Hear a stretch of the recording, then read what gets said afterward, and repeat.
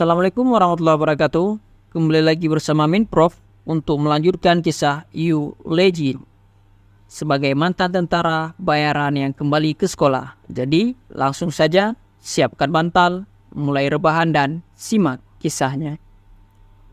Keesokan harinya, saat kelas sudah hampir selesai, Sekjo dan Yuna datang ke sekolah. Hyuk-jin yang melihat berkata dalam hatinya, setelah absen beberapa hari, akhirnya mereka berdua datang juga ke sekolah. Sedangkan Jae-hyung takjub dengan mereka yang datang saat sekolah sudah hampir selesai. Kemudian, Yuna melihat ke arah Yongshan, yang membuat Yongshan bertanya-tanya, kenapa Yuna melihatnya?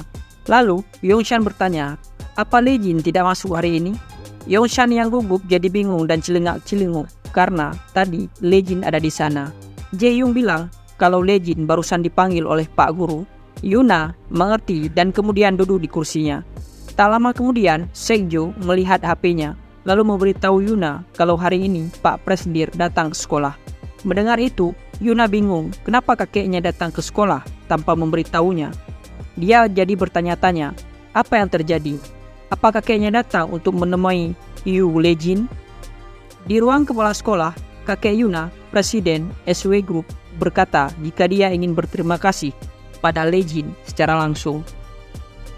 Sebenarnya dia ingin berterima kasih sejak kemarin, tapi kakek Yuna mendengar kalau Lejin menolak, sehingga dia memutuskan untuk datang ke sini. Dia berterima kasih karena Lejin sudah menyelamatkan cucunya, Yuna. Lejin tidak mempermasalahkannya, lagi pula dia hanya ingin menyelamatkan adiknya. Dan kebetulan Shin, Yuna, ada di sana bersama adiknya. Kakek Yuna lalu berkata jika dia juga sudah mendengar alasan itu, tapi kenyataannya Lejin turut berperan dalam menyelamatkan Yuna. Dan juga kakek Yuna meminta maaf karena sudah melibatkan adiknya dalam masalah ini. Lejin berkata kalau Yuna sudah meminta maaf, jadi beliau tak perlu mengkhawatirkannya lagi. Lejin lalu berkata jika urusannya sudah selesai maka dia izin pamit dulu. Kakek Yuna terlihat sedikit ragu, tapi kemudian beliau bertanya, apa Lejin bisa menjadi pengawal untuk Yuna? Lejin menolaknya dengan halus, berkata jika itu bukan hal yang pantas dilakukan oleh anak SMA biasa sepertinya. Namun, kakek Yuna membalas, kalau seorang anak SMA biasa tak akan mengalahkan para penculik Yuna, bahkan mengalahkan mantan tentara yang terlatih. Lejin lalu bertanya, bukannya SW Group sudah memiliki tim pengawalnya sendiri? Kakek Yuna berkata jika pengawal tidak bisa masuk ke dalam sekolah. Lagi pula, Yuna berbeda dengan dirinya yang sudah tua. Yuna masih muda. Dia tak akan bisa hidup dengan normal jika terus diikuti pengawal kemanapun dia pergi. Lejin serius mendengarkannya. Kakek Yuna melanjutkan, alasan lain dia meminta hal itu karena baru-baru ini Sekjo ingin mengundurkan diri dari tim pengawal Yuna.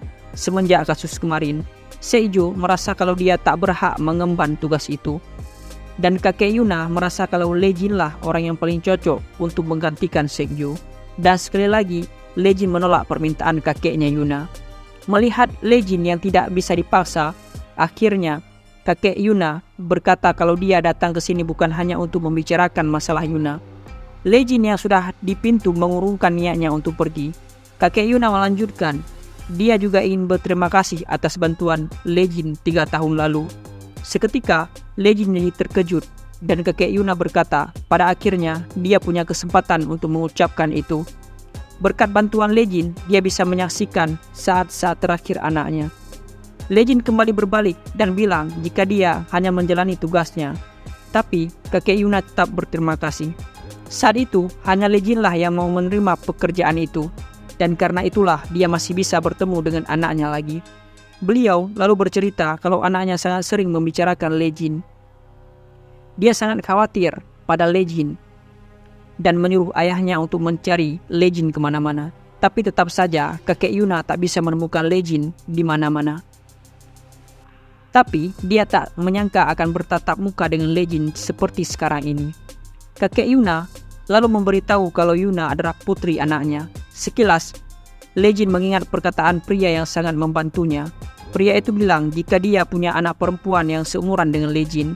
Akhirnya, Lejin memutuskan meski dia tak bisa menjadi pengawal, tapi jika terjadi masalah, dia tidak akan berpura-pura tidak tahu.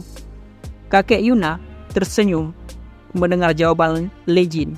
dan berkata kalau itu sudah cukup untuknya. Tapi kakek Yuna masih punya satu permintaan lagi. Dia ingin Lejin memberi pendapat tentang pengawal SW Group. Lejin bertanya apa yang dimaksudnya.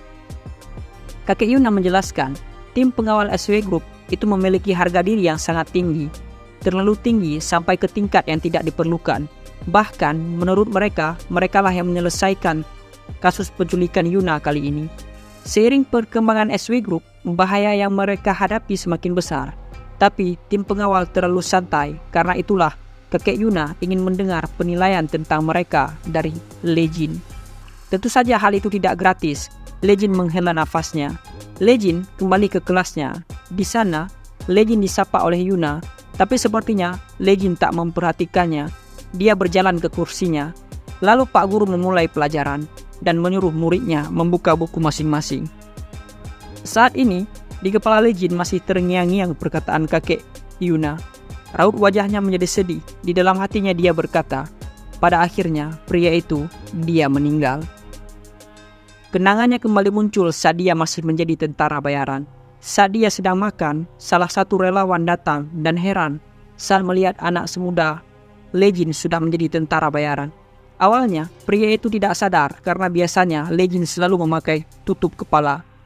Pria itu lalu berbicara, menebak usia Lejin, mungkin sekitar 15 tahun. Dia lalu memberi Lejin makanan dan menyuruh Lejin untuk memakannya. Lejin hanya diam dan menatap balik pria itu. Dengan senyum di wajahnya, pria itu berkata kalau anak-anak di usia Lejin harus makan yang banyak. Beberapa waktu berlalu. Sewaktu-waktu, Lejin mendengar pembicaraan rekannya. Mereka menduga jika klien mereka kali ini punya banyak uang, karena katanya mereka akan membangun jalan, sekolah, dan rumah sakit di desa tujuan. Temannya menimpali, bukannya membangun sumur, tapi mereka juga membangun fasilitas selengkap itu.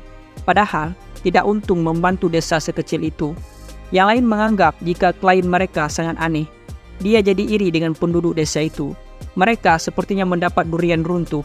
Sedangkan temannya berkata, daripada disumbangkan untuk mereka, lebih baik uang itu diberi untuknya saja. Saat Lejin sedang berjaga, pria itu datang dan memberinya coklat. Dan terus seperti itu, setiap Lejin berjaga. Pria itu pasti datang untuk membawakan Lejin makanan. Bahkan, saat hujan sekalipun, tak terasa waktu berlalu cukup lama. Dan sekarang, Lejin akan pergi untuk tugas lain. Sebelum Lejin pergi, pria itu menemuinya dan merasa sedih. Padahal dia merasa jika dia sudah lebih dekat dengan Lejin. Dia kemudian berkata kalau Lejin ada waktu berkunjunglah ke sini. Dia masih akan tinggal di desa ini sebulan lagi. Pria itu lalu memberi Lejin sebuah tas yang penuh dengan makanan dan obat-obatan. Dan saat itu akhirnya bertanya dalam bahasa Korea, kenapa pria itu selalu bersikap baik padanya. Pria itu sedikit terkejut mengetahui Lejin bisa bahasa Korea. Jadi selama ini Lejin bisa bahasa Korea. Kenapa selama ini Lejin hanya berpura-pura tidak tahu? Dia pikir Lejin hanya bisa bahasa Inggris dan bahasa setempat. Pria itu lalu mengatakan alasannya bersikap baik pada Lejin. Sebenarnya dia punya anak perempuan yang seumuran dengan Lejin. Dan Lejin mengingatkannya pada putrinya. Jadi dia tak tega membiarkan Lejin sendirian. Saat ini Lejin sedang di tugas lain. Tapi tiba-tiba rekannya bertanya, apa dia sudah dengar organisasi sukarelawan yang dia kawal saat itu? Katanya, seluruh desa yang mereka bangun sudah direbut pasukan anti pemerintah. Sepertinya pasukan itu cukup lama mengincar desa itu dan sengaja menunggu sampai semua fasilitas selesai. Sebagian relawan juga dibunuh oleh mereka. Bel sekolah akhirnya berbunyi dan menyadarkan Yujin dari lamunannya. Di depannya sudah ada Yuna. Dia bertanya, apa Lejin punya waktu luang sebentar? Kemudian mereka pergi ke ruang istirahat. Di sana, Seiju meminta maaf karena dia sudah mencurigai Lejin. Dan juga dia meminta maaf karena baru bisa mengatakannya sekarang. Lejin mengerti, Seiju tak perlu minta maaf, lagi pula dia hanya menjalankan tugasnya. Lalu, Yuna berkata dengan canggung, dia berkata kalau kakeknya ingin mengundang Lejin ke rumah. Yuna tahu kalau Lejin akan menolaknya.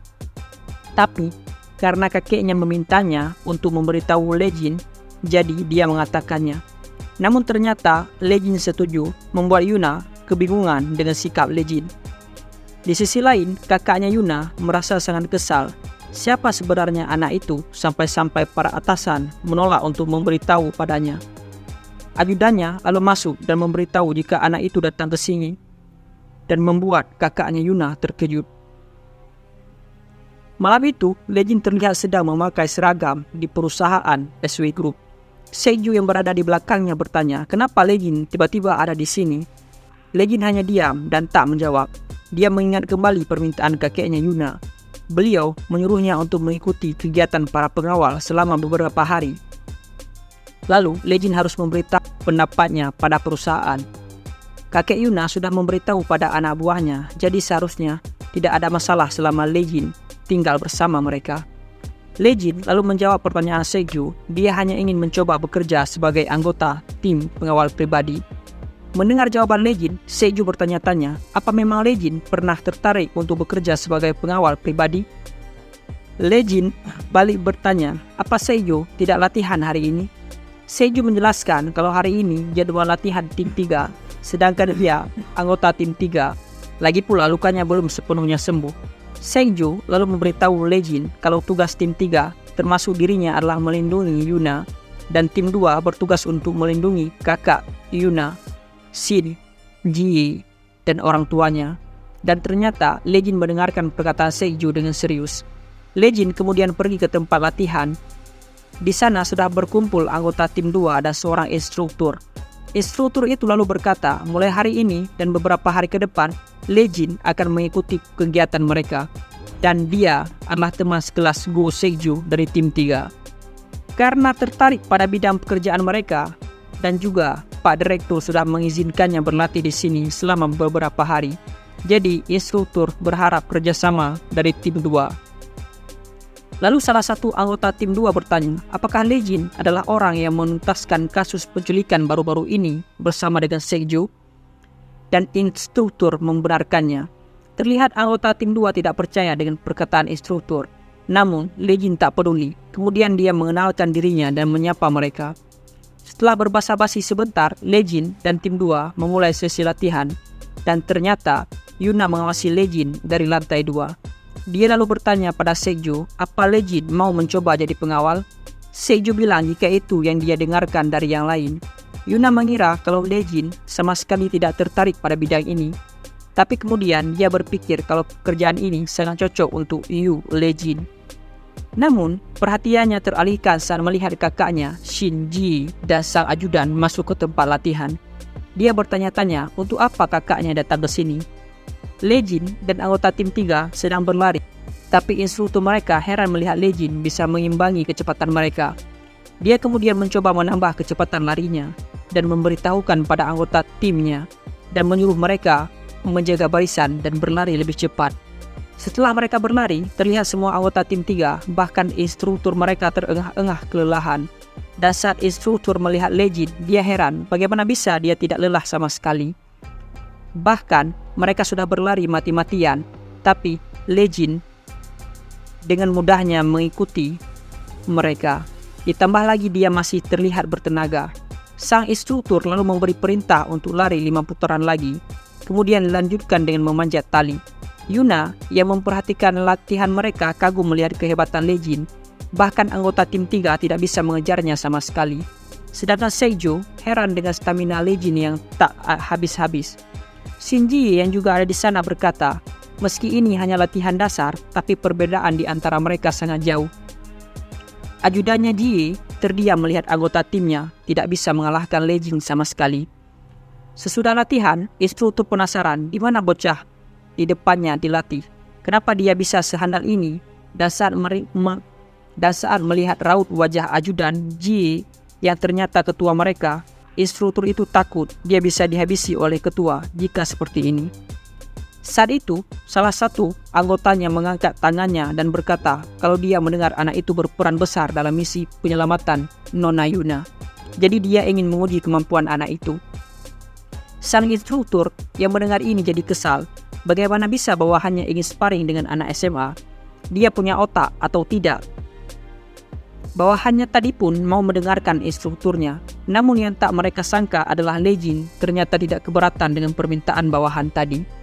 Ji Yuna dan semua yang ada di sana terkejut mendengar perkataan Lee Karena tak punya pilihan lain, instruktur menggaruk-garuk kepalanya dan menyuruh mereka berdua untuk memakai gear pelindung. Mereka berdua kemudian mulai bersiap. Yuna merasa khawatir dengan Lee dan bertanya apa Lee akan baik-baik saja. Seikyo yang tidak yakin menjawab jika pengawal tim 3 itu semuanya sangat berpengalaman. Ketua tim 3 yang ada di samping Yuna berpikir dia tahu sebagian besar pengawal SW Group dulunya adalah pasukan khusus.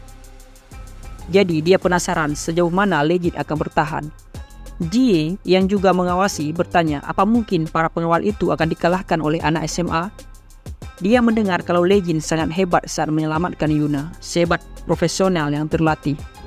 Ajudannya yang merupakan ketua tim 3 berkata, meski begitu Lee tidak akan menang melawan tim pengawal mereka. Semua anggota tim pengawal sudah melewati pelatihan khusus sebelum mereka bergabung dengan SW Group. Instruktur kemudian memperingatkan mereka agar tidak berlebihan, bertarung secukupnya saja, terutama itu bawahannya. Dengan percaya diri, bawahannya itu menyuruh instruktur untuk tidak khawatir. Sang instruktur lalu memberi aba-aba. Bawahan itu pun memprovokasi Lee Dia mengingatkan Lee kalau lawannya sekarang berbeda dengan orang-orang yang sudah dia kalahkan sebelumnya. Tapi Lee masih tenang dan tidak terprovokasi. Kemudian, saat instruktur menyuruh mereka untuk mulai, bawahan tadi langsung maju ke depan dan meninju Lee Tapi Lee masih bisa menghindari serangannya. Yuna yang melihat itu jadi khawatir. Bagaimana bisa pengawal itu menyerang sekuat itu? Bukannya ini hanya latihan? Lee yang diserang terus-terusan berusaha mencari celah. Dan sesaat setelah pengawal itu meninjunya, dia menargetkan kaki si pengawal. Menyebabkan si pengawal kehilangan keseimbangannya. Melihat kesempatannya, Lee balik meninju lawannya. Untungnya si pengawal masih bisa menangkisnya. Dia lalu bertanya, apa Lee pikir dia bisa menjatuhkan lawannya dengan serangan seperti itu? Kemudian si pengawal kembali menyerang Lee Namun Lee yang sudah mendapat momentum bisa melawan balik dan meninju wajah si pengawal. Yuna terkejut melihat Lee yang bisa melawan balik. Sedangkan ketua tim 3 mengetahui kalau dari awal Lee sudah mengincar wajah lawannya. Dan memang bagian itu tidak dilindungi oleh gear pelindung. Karena lawannya sudah tak berdaya, Lee menghantamkan lututnya sekali lagi ke wajah si pengawal. Dan bam! Lee menang telak tanpa terluka sedikit pun. Sengjo mengomentari sepertinya Lee lah orang yang tidak jauh cara menahan diri. Padahal ini hanya pertarungan latihan. Ketua tim 3 yang juga heran berpikir, apa mungkin dari awal Lee memang tidak berniat menahan dirinya? Jie juga bertanya-tanya, apa memang anak itu masih berusia 18 tahun? Sedangkan ketua tim 2 terlihat sangat kesal dan marah. Berakhirlah kisah Lee pada hari ini. Min Prof pamit undur diri. Sekian. Assalamualaikum warahmatullahi wabarakatuh.